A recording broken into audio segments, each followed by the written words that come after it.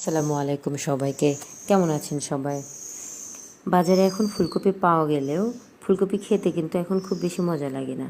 তো যেহেতু ফুলকপি বাসায় নিয়েই এসছে, এই জন্য আমি ফুলকপি ভালোভাবে সিদ্ধ করে হাত দিয়ে এভাবে ঝুরি করে নিয়েছি।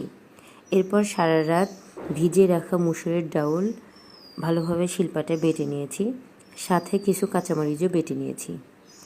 এরপর এগুলো ফুলকপির বাটিতে দিয়ে দিচ্ছি। এরপর এর মধ্যে দিয়ে দিচ্ছি হলুদের গুঁড়া, মরিচের গুঁড়া, আদা রসুন বাটা, লবণ, পেঁয়াজ কুচি। এরপর সব কিছু একসাথে ভালোভাবে মিক্সড করে নিচ্ছি।